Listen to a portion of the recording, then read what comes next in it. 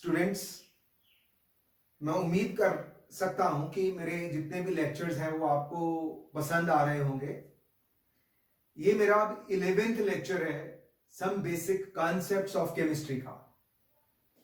मैंने इससे पिछले लेक्चर में इंपेरिकल फार्मूला, मॉलिक्यूलर फार्मूला कैसे डिटरमिन करना है उसके बारे में आपको बतलाया, उसके न्यूमेरिकल्स करवाए। इस लेक्चर में मैं और ज्यादा उसकी रिवीजन करवा रहा हूं।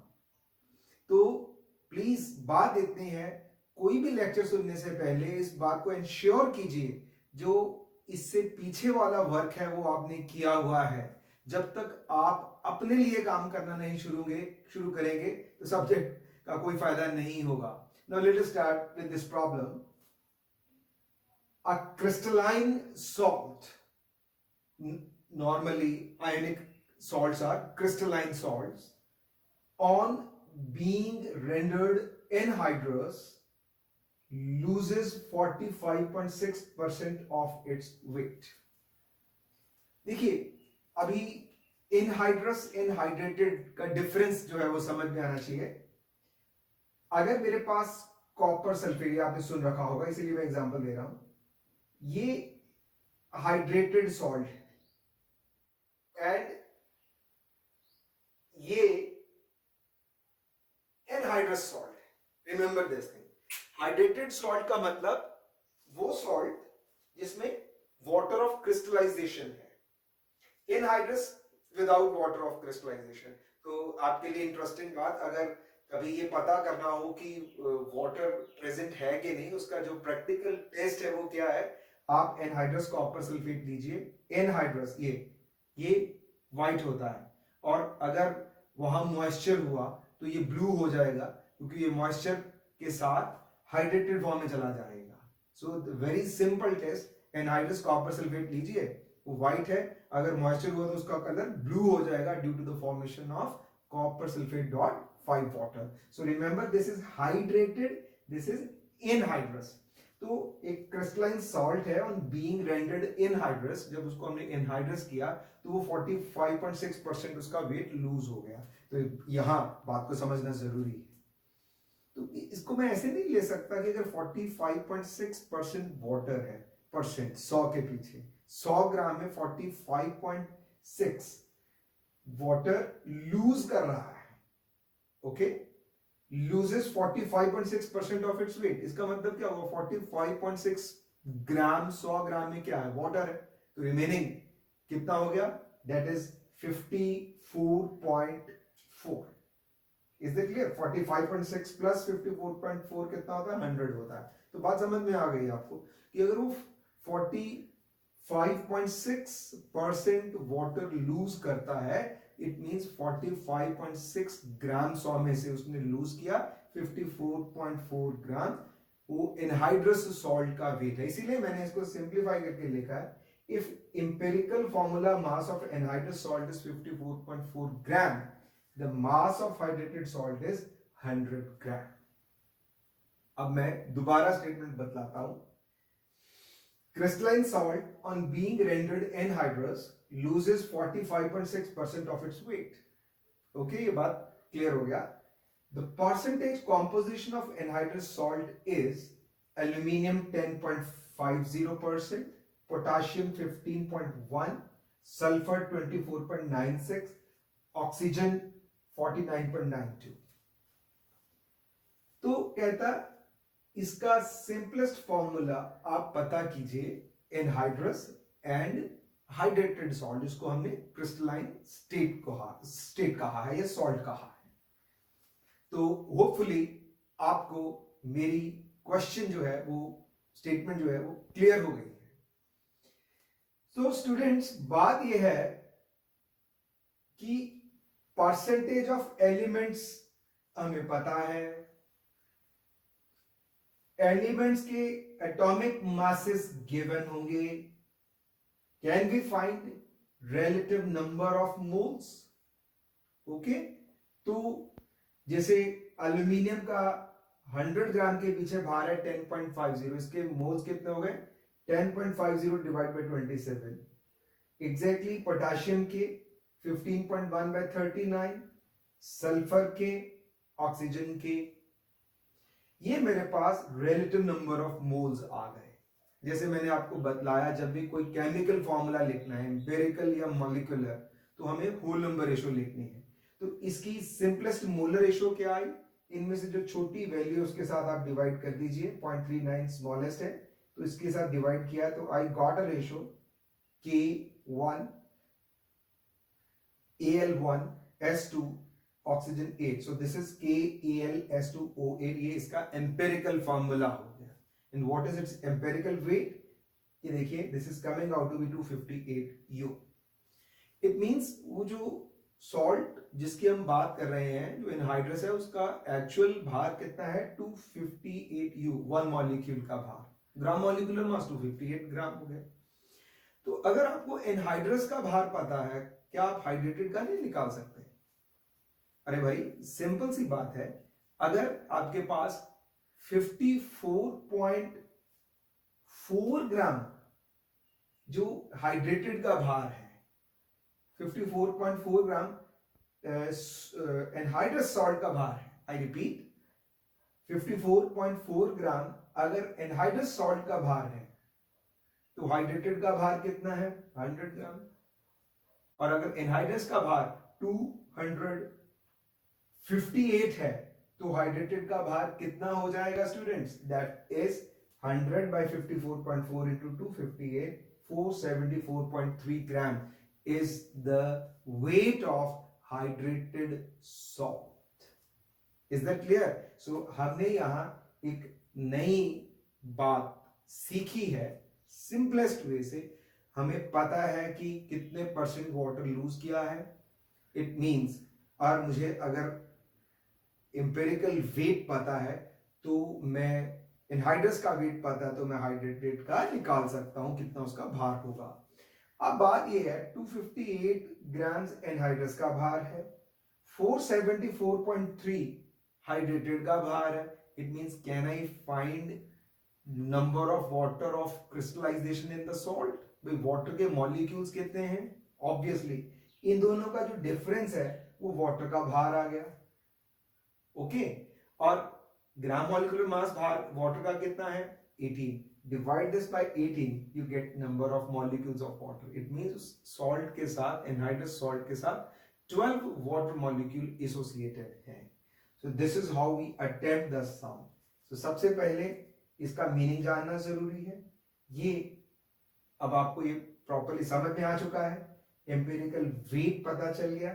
अब मैंने हाइड्रेटेड सॉल्ट का वेट निकाल दिया, हाइड्रेटेड सॉल्ट के वेट में से एनहाइड्रस का वेट माइनस कर दिया, वाटर का वेट आ गया, ग्राम मॉलिक्यूल मास से डिवाइड कर दीजिए, number of water molecule associated आ जाएंगे, वो आपका फाइनल आंसर हो। अब दूसरा क्वेश्चन, ये एनसीईआरटी क्वेश्चन है, बहुत ही इंटरेस्टिंग क्वेश्चन है। इसमें सब पार्ट्स हैं। Welding fuel gas contains carbon and hydrogen only. तो जो वेल्डिंग पर्पस के लिए गैस, फ्यूल गैस यूज कर रहे हैं, उसमें स्टेटमेंट कह रही है कि कार्बन एंड हाइड्रोजन है, जो हाइड्रोकार्बन है वो कार्बन एंड हाइड्रोजन का बना है।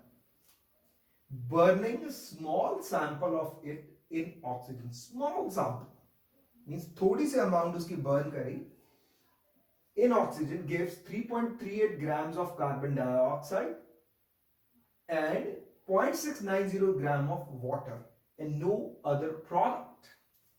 Okay, अब मुझे जो गैस यूज किया उसका भार नहीं दिया, पर इतना बताया वो कार्बन एंड हाइड्रोजन की बनी। अब स्टूडेंट्स थोड़ा रिकॉल करिए कि अगर percentage of carbon, percentage of hydrogen आपको पता करनी है, तो आप क्या करते थे?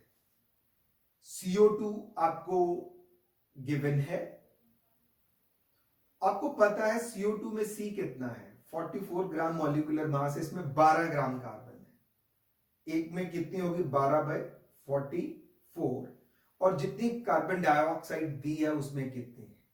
ओके, तो जो लास्ट लेक्चर का सम था उसमें मैंने कहा था ऑर्गेनिक कंपाउंड उसका भार दिया है, उसकी कंबस्शन की है, उससे कार्बन डाइऑक्साइड आई थी। ओके, फिर हमने कहा था अभी कार्बन डाइऑक्साइड में कार्बन कितनी वो निकाल ली। वो कार्बन एक्चुअली किसकी थी, स्टार्टिंग रिएक्टेंट की थी, ब्यूटेरिक एसिड, जो लास्ट लेक्चर का समय ब्यूटेरिक एसिड की थी, और ब्यूटेरिक एसिड का वेट पता था। वहां से हमने ब्यूटेरिक एसिड जितना वेट दिया है उसमें कार्बन का वेट निकाल लिया था। तो हमने कहा था इतने ग्राम ब्यूटेरिक एसिड में कार्बन इतना है, तो 100 के पीछे कितना होगा, वो कार्बन का परसेंटेज आ गया। But see this question here, weight of fuel gas is not given. Initial weight of fuel gas is not given. Yes, percentage of carbon तो मैं निकाल सकता हूं, जैसे कार्बन डाइऑक्साइड का भार दिया है, तो आई कैन सिंपली से amount of carbon in 3.38 gram of carbon dioxide कितना है, 12/44 इन 3.48, ये कार्बन का भार है। ओके, क्योंकि fuel gas carbon and hydrogen की बनी है, तो उससे कार्बन डाइऑक्साइड निकली है, तो कार्बन उसमें कितनी है, वो उतनी है जितनी फ्यूल गैस में आपने जितनी कंज्यूम की है, उसको बर्न किया है। इट मींस, क्या आपको समझ आ रही है बात, कि जितने ग्राम आपने फ्यूल गैस बर्न की है उसकी कार्बन आपको मिल गई है, क्योंकि वो गैस दो ही एलिमेंट्स की बनी है।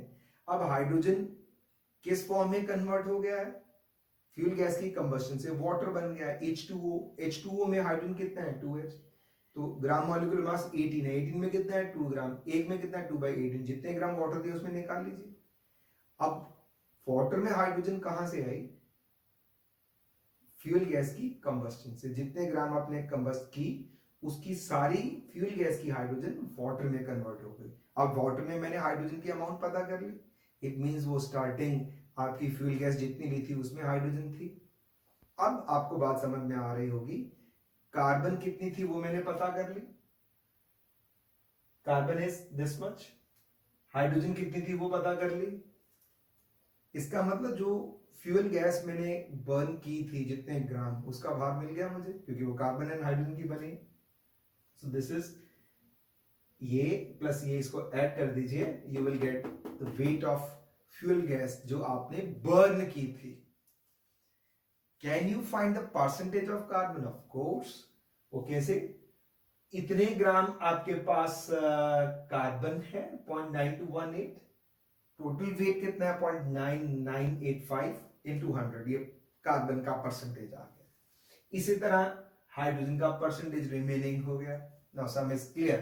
इसका मतलब कार्बन हाइड्रोजन एटॉमिक मासेस पता है, परसेंटेजेस पता है, रिलेटिव नंबर ऑफ मोल्स आ गए, सिंपलेस्ट मोलर रेशियो निकाल ली, जो इस रेशियो को आपको स्मॉलेस्ट नंबर से डिवाइड करना, दोनों नंबर सेम ही है, so that is coming out to be 1 and 1. It means empirical formula is CH. तो empirical weight क्या हो गया, 12 plus 1 13. Okay, now this part is clear.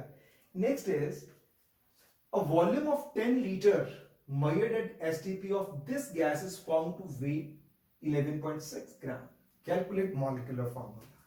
Earlier जितने सम्स किए थे वहां पे हमें molecular weight का हिंट दिया था, या तो वेपर डेंसिटी दी थी, ओके, या डायरेक्टली मॉलिक्यूलर वेट दिया था। अब यहां मॉलिक्यूलर वेट नहीं दिया, इसका मतलब स्टेप में स्टेप डाल दिया। सो दिस इज एनसीईआरटी। जब हम एनसीईआरटी के साथ ध्यान से करते हैं बहुत कुछ सीखने को मिलता है।